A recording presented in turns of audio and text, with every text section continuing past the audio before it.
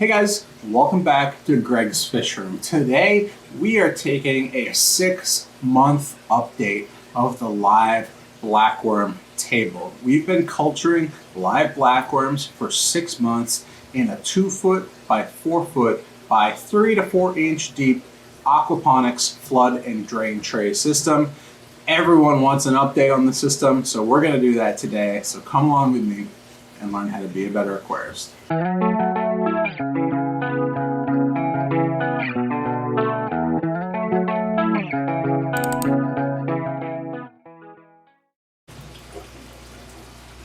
Hey guys, welcome back to Greg's Fishroom. This is the 6-month update on the live blackworm tray.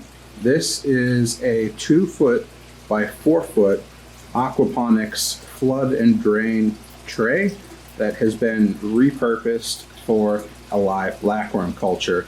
You can check out the first video of setting this up down below in the description. This is what this system looks like 6 months later. Tons of people have been asking about it, and so I thought it was high time to do an update. Now, to briefly walk through, this is set up on a table which is plumbed into the central sump system for my entire fish room. So this is a very large volume of water. Even though this is only about 20 gallons, it's hooked up to another 500 or 600 gallons of water, and it's getting a continuous water change. So this water is pretty pristine, even though the surface of this gravel doesn't look like it. So this is what it looks like. We have water coming in over here. That's plumbed in from down below. I just have like a 400 or 500 gallon per hour pond pump hooked up, and it's just spitting water out there. It's very gently traveling over the surface of this pond. And over here we have 2 overflows with a pre-filter sponge. You can see there, it's just a bulkhead overflow with the pre-filter sponge, and that water is overflowing back down into the sump. So that's how it's plumbed up. I don't have anything extra in here in terms of heaters or anything like that. All of that is down below in the sump. A system like this doesn't need to be heated either, so take that into consideration. And it's only about an inch or so deep, not very deep whatsoever. Doesn't need to be. What they need, what blackworms need, is surface area, and so this is what I've given them. I've given them a 2-foot by 4-foot flood and drain tray as their surface area. Now, since last time, obviously there's a lot more green, so I've got some pothos plants up behind. Sometimes I drip the roots in the tank here so they can get some water. I've also got some frog bit, some Amazon frog bit that is floating on the top here. I brought this in from my pond outdoors for the winter. Not sure if it's going to survive. It looks like it's propagating. Not sure if it's going to survive, but even if it doesn't, like some of these yellow leaves that are floating around, anything that dies and decays is just more food for the blackworms. So where are the blackworms? Why isn't this full tray completely loaded with blackworms? It's been 6 months. Why isn't there more blackworms? Well, there are quite a few blackworms here. They're just congregated in specific places. So right here, you can see we've got quite a bit of blackworms, and it's going to be hard to get. There we go. That's a concentration of blackworms. And why are they all sitting in one spot together? Well, that's where I put a piece of food 2 or 3 days ago, and they're consuming the last of that food. What do I feed them? I feed them these algae wafers, as you can see here. I just threw this one in a couple minutes ago, so only the snails have found it so far. But what will happen is as the food expires in one spot, they're going to all travel through this fine gravel to the next piece of food. And as they do so, they will naturally segment and break all on their own, and it will create more worms, and that's what we want, to continuously supply worms in a system like this. I don't mess with the gravel. I have not gravel vacked this tank at all in 6 months, and they're perfectly fine, perfectly healthy, because they're getting a constant drip of fresh water, and it's hooked up to a larger volume of water that has its own filtration. So essentially, this is what the food looks like when you first drop it in. It just looks like an algae wafer. Some of the snails will munch on it. This is what the algae wafer looks like after a day or two. It's mostly fallen apart, and they've mostly consumed it. And then after like 2 to 3 days, this is what it looks like. The algae wafer is completely gone, and all you have is just a pile of worms that are all in the same spot together. After that, the worms will move on, and then usually I'll get like a little spot of algae like this, these green spots of algae. And then after a few days, those too will go away, and the cycle repeats itself. So I'm essentially just tossing in, I would say 6 to 8 algae wafers every 3 to 4 days, something like that. So nothing crazy. I'm not like power feeding this culture. I'm just keeping the culture happy and going for the long term. And when I feed these things, when I go to collect them, essentially what I do is I look for a nice clumping like this. I take my net, I dive it into that substrate, and then what I do is I put it in a bucket of water, and I bounce my hand on the bottom of that, and all of the pieces of gravel will sink faster, and the worms will float up to the top. And so then I can just siphon all the worms out nice and neat on the top of that using a turkey baster. So that's how I collect them. This is what they look like in a long-term culture type setup. But I think the most important thing to realize here is how low maintenance something like this has to be. Now, I've set up plenty of live cultures that are very high maintenance, where you have to be constantly monitoring the water quality, otherwise you're going to crash your culture. You're constantly feeding, maybe overfeeding, and then causing those crashes. This is something that is just set up, it's stable. I don't really have to worry about it. If I forget to throw some algae wafers in, some of the plants are dying, and so they'll just eat that instead. It's just super, super simple, and it's just a nice little ecosystem that has been created here in the long term. And if we look really closely, we might see a lot more life going on here than you might expect. Of course, we've got all kinds of ram's horn snails and pond snails, but look, we also have shrimp and crayfish babies that are in here. There's even 1 or 2 small fish, and they're just mixed sporadically. You can see them. There's little shrimp. I've got, you see that guy? That is a dwarf orange crayfish. And I've never been successful keeping dwarf orange crayfish until now. And essentially what I did was I just put 2 of them in a little container like this, has little slots in the side, so the adults stay contained. They've got little hiding tubes, and I just put 2 adults in a little container like this, and I just let them go.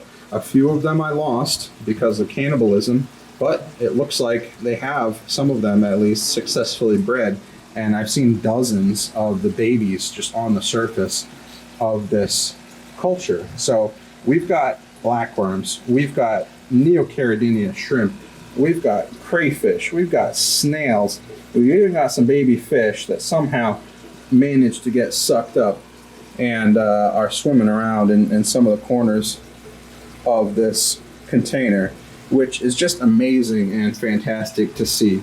Now, the snails do compete and eat the algae wafers as a food source, so I do try to remove them if they get out of hand. If there's just way too many snails, I will remove some of them just to keep that population in check.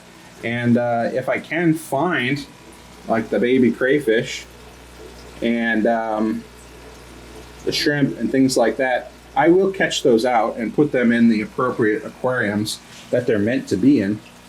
But otherwise, it's just a natural little ecosystem. And so if some of those shrimp and crayfish end up eating some of the snails or some of the live blackworms, I'm not too concerned about it. You know, it doesn't mean that I've got the most dense culture of blackworms possible. What it means is I've got a very active and very vibrant ecosystem here, which is more interesting for me. So I do harvest these blackworms. I would say I probably harvest about a portion this size once every week or two, I would say. And that's usually as a supplemental feeding for some of my live newts and some of my corridors and things like that. Otherwise, some of them will get consumed by any of the adult critters that I happen to drop into the top of this tray. And it just provides a really nice, like essentially living workbench to put all of my projects. I have put bottles of live algae cultures on here. I've put live newts that I'm trying to rehabilitate on here that get a live constant supply of blackworms all day long. I put the crayfish, as you can see. Other animals have snuck in here somehow. And it's just a great area to be able to play. It's a great height to be able to get my hands into. And it's just an invaluable resource here to have a free supply of blackworms whenever I need them for my baby fish. Now, this obviously is not going to be something that is going to supply pounds and pounds of blackworms on a daily or weekly basis. If you need that many blackworms, what you're going to need is a very large outdoor pond that's dug into the ground. That's really the only way that you're going to get that quantity of worms. So just for reference, this is 2 foot by 4 foot, so 8 square feet of space, and I'm able to harvest a portion of worms about that large, which is maybe an ounce or two every week or so. So that's about the productivity level of a system this large. I'm sure I could probably increase that if I just got rid of all of the extra stuff in here and I just power fed using more and more spirulina and spirulina flakes and everything else. You might see more blackworms in here, but essentially the reason why there's some patches like this that have no worms in them, and then some patches like this that have lots of worms in them, is because that's where the food is. And so they go to where the food is, and that's why you've got a patch here, and you've got a patch there, and you've got a patch over here, and you've got a patch under the plants here, and you've got one here, and you got another one over here, because all of those locations, that's where I threw the last set of algae wafers. So we come back in a day or two, and all of the blackworms are going to be right here in the center of all 3 of these algae wafers, because they'll be feeding on those. Now, one other note on the algae wafers. I think it's interesting that they seem to like the algae wafers after they've like partially broken down. Most fish that you would feed an algae wafer to, they like to consume those algae wafers immediately as food. The blackworms seem to wait a day or two and wait for, the algae wafer to get a little gross and start to decompose. They're small animals. They don't have teeth to tear something apart and eat it right away. They kind of need the water to do some of the work and marinate it and loosen it up. And they want all of that, bacteria and all of the little, biologic life to start colonizing and decomposing that food source for them, so that then they can get in and eat not only the algae wafer, but everything else that's on the algae wafer. And one of the most interesting things that you see, especially when it's started to decompose, is something like this, where they're not sitting directly in a pile on top of the algae wafer, or what was the algae wafer. No, they're all around it. And so they're capturing all of the little particles and all of the little organisms that are attracted to and falling off from and floating away from this food source. And so, yes, the algae wafer does disappear after 2 or 3 days. And yes, they are eating it, but they're also eating everything else that's eating it. And that's kind of cool to see. It's just a complex web of life that you can just barely see because it's so small. So that's a quick update, 6-month update of the blackworm culture. Apologize for all of the pump noises and everything else going on. But let's take a quick look at all of the little microscopic life here that is inhabiting this blackworm tray, so that we can enjoy all of the life and the natural ecosystem that has started in a very cool, very shallow tray system like this. So we'll back up so you can get a full view of what this looks like and how it works.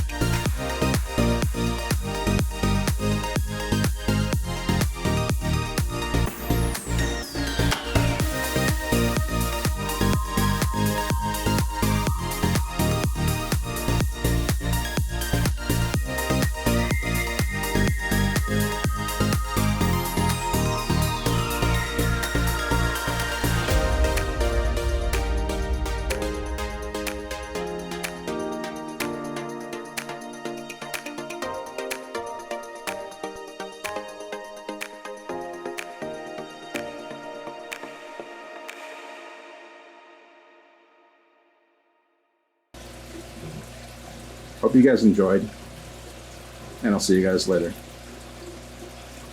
All right, I hope you guys enjoyed this video. And if you did, please give it a like, please subscribe, but also please check out Nature Forged Aquatics on Amazon. You can check out products like this, the Nature Forged Aquatics alder cones, which is a great product to add to your blackwater tanks, to your shrimp tanks, to your soft water aquariums. Provides natural tannins, allows you to naturally and slowly drop the pH in your aquariums. It's a great product. This is a 4-ounce bag. It has tons of cones in it. It will last you a very long time. It also helps support this channel because Nature Forged Aquatics is my brand. So hope you guys enjoyed this video, and I'll see you guys later.